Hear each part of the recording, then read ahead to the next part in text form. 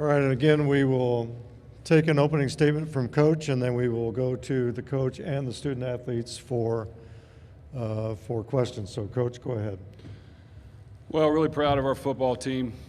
They've done a great job this year. They've battled through a lot like other teams do, but some ups and downs, and they continue to work hard and play hard, and they found a way to get a championship level game like we did today, which is tremendous. We had a great atmosphere. Our fans really turned out as well as Michigan's, and we hung in there. We had our chances. I thought we played hard. I thought we competed. Unfortunately, the other team came out in the second half and exposed their will on us a little bit and got after us, and we couldn't answer the bell. So credit to Michigan. It's a really good football team. They're well coached, but I'm really thankful for the effort our players gave. And once again, I'm really thankful for our fans. It was tremendous to see them out there. It really motivates our players to work hard, and even the ones that watch on TV. Our fans have been great all year. Okay, if you will raise your hands, we will get a mic to you right here. And please address the question to the particular person. Yeah, Aidan, Bob Kravitz with The Athletic in Indianapolis. First, my deepest condolences to you and your family. If you don't mind, what has the last week and a half been like for you leading up to this game? Question for Aidan. Yeah, it's been very difficult, as you'd imagine. When you first hear of news like that, it's shock and denial and just a lot of emotions. So last week was tough. Going into the IU game, it was, my head wasn't really there, if I'm honest, and the coaching staff was gracious enough to let me go home for a few days and spend some time with my family. I think that was much needed. So I felt a lot better this week than I did last week. But it's been a little crazy. It's going to be good to get some time to relax and spend some more time with my family, hopefully. Questions, please. Right here. Yeah, Jeff, just talk about the missed opportunities tonight, settling for I guess too many field goals and not being able to get in the end zone. What were some of the issues in the red zone and the inability of the offense to turn those field goals into touchdowns? Question for Coach Brohm. Well, I think probably the main one is that's a really good football team. And once you get inside the 20, it's tough to run the ball in the first place on them. And then secondly, they tighten up the coverage, and they did a good job. We couldn't score touchdowns, and we tried. So they stopped us, and unfortunately, it for sure hurt us. Field goals aren't going to be good enough to win in those type of games. Those are things that you got to look at and just figure out what maybe we could have done different. But I'm going to have to give them a lot of credit. I mean, that's a good football team. We found a way to move the ball up and down the field a little bit. But they stiffened up once we got inside the 20, and they did a good job. So I give them a lot of credit. Questions, please. Right here, Mike. It's Coach Brohm, Mike DeCourcy from the Sporting News. Could you sort of explain what it is that Michigan has or does that makes them a difficult team to play against? Question for Coach. Well, I think when you look at Michigan, they're very talented, so they have the players at all the positions, the size you want, the speed, the athleticism. You combine that with really good coaching where they're going to win with their running game and great defense and, try to force you into making turnovers. And, they didn't panic when the game was close in the third quarter. They came out and established their will and ran the ball right at us and created some big plays and extended the lead. So they're just a really talented football team. And, they played a lot of good football all year long. It's hard to go 13-0, and they did. So you got to give them a lot of credit. And, of course, now they got a chance to do something even more special. Question, Bob, right here. Charlie, you've known Aidan virtually your entire life. You know his family. What have you seen from him, the way he's handled all of this? Played well against Indiana, played well today. What have you learned about him through a very difficult process? Question for Charlie. Yeah, I just think, it proves how tough he is. Obviously, it's super tough to get news like that, and with such a great family, and to see him come out last week and want to be there with the team and help the team do something special is just amazing. And then on top of that, to play the way that he did, it just really shows the leader that he is and how much he means to this team. Questions, please. Raise your hand right right here, Phil. Philip B. Wilson, Associated Press. Charlie, the monster numbers for you. I'm wondering if you could speak to having kind of a fearlessness when you're going up against a big opponent like that, and the determination you showed, kind of embodying the Purdue engine, if you will. Question for Charlie. Yeah, I mean, I feel like that just comes with preparation and believing in the things that we do here and believing in the training that I've put in, this team has put in, just to be able to go out there in games like that and perform.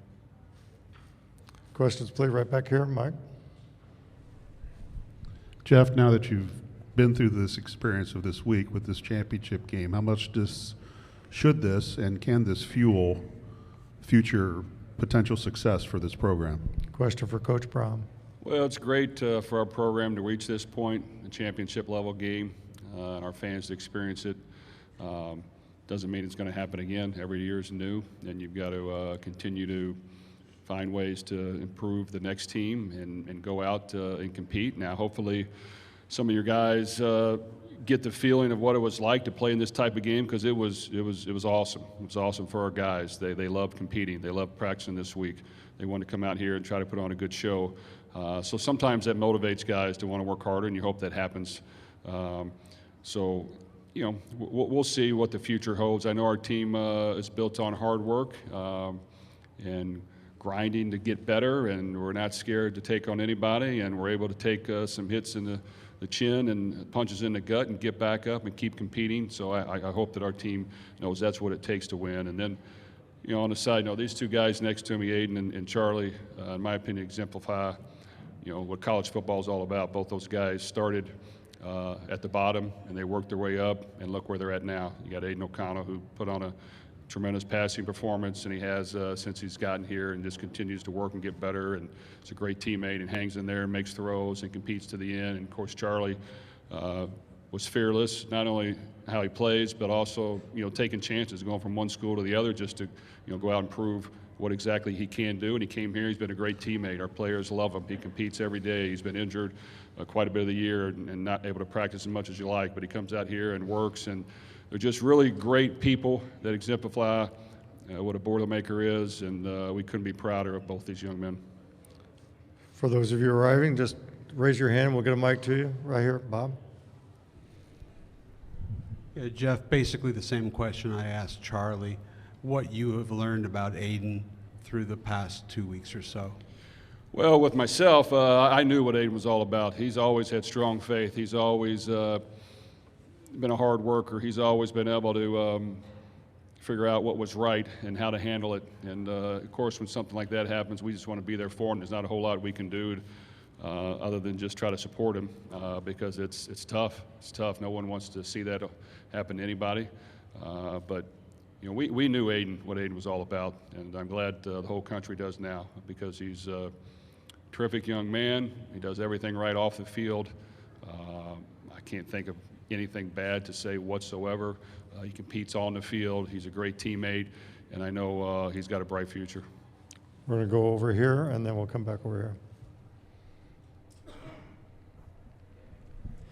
Coach, you mentioned that you felt like field goals alone weren't going to be able to take care of it today. Any of those 5 opportunities that in or around the red zone, did you ever think of going for 4th down to try to either convert or get a touchdown to light some fire and get some more points on the board?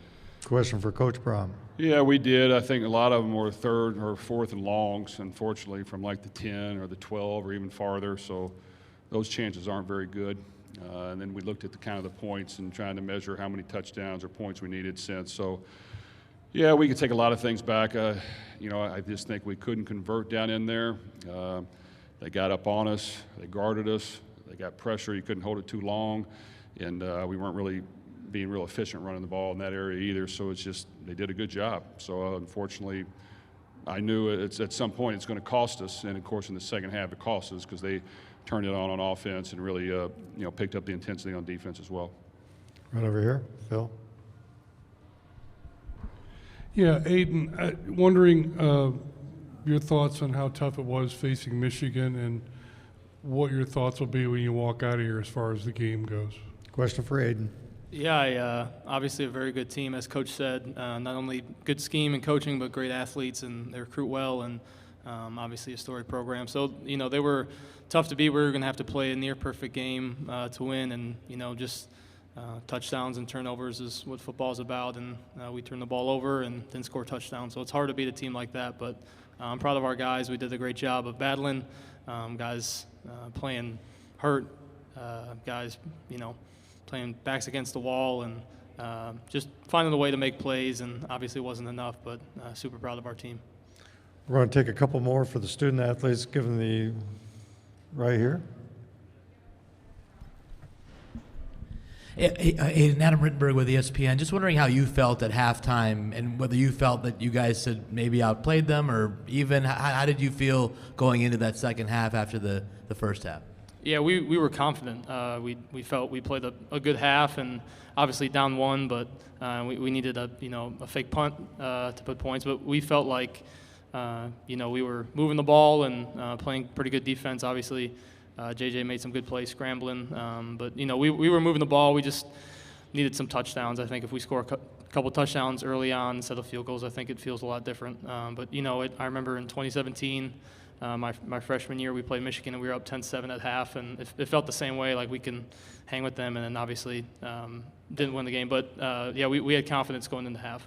That was Aidan O'Connell right over here, please. Charlie, Coach mentioned kind of the long journey that you've been on to get to this point. Do you feel like you had something to prove coming to Purdue, and why do you feel like you've been able to fit so well with this system? Question for Charlie. Yeah, I feel like that was the purpose of making the transition to Purdue, to come in and prove that I'm a receiver and I'm capable of doing that, as well as special teams, and just thankful for that opportunity and coming in here and being able to do it with people like these guys. Anything else for the student athletes, please? Okay, thanks, fellas. We'll dismiss you. Jeff, I think we're going to ask you to take a couple more. Yeah, sorry, Coach. Anything else for Coach Brohm? Right here in the front. Yeah, wait for the mic, please. Michigan's second halves have been kind of magical for them. The running game really gets going in second halves. Talk about what goes into that and what you saw of them turning the corner in the second half. Well, they do a great job of playing smash mouth football, running the football, running it at you, wearing you out, playing really good defense with it. They came out in the second half, and they just ran a simple play right off the edge. We had a corner right there. He missed the tackle. He went a long ways, but they put a lot of tight ends in, and they make you your secondary tackle. And we didn't tackle a couple times. I thought in the first half we did a pretty good job keeping them in check for the most part. They also got a quarterback who could run around and make some plays, which he did. So I just think they got a really good combination on offense of big physical linemen, great running backs, a lot of really good tight ends, and now a dynamic quarterback where they can score points when they want to, but they're going to wear you out and pound the running game and let their defense help them win as well. So I just think it's good complementary football, and it's a good recipe for a lot of wins, and they're 13-0 now. Anything else for Coach Brohm? Thank you, Jeff. Congratulations on a great season. We will be joined by Michigan coach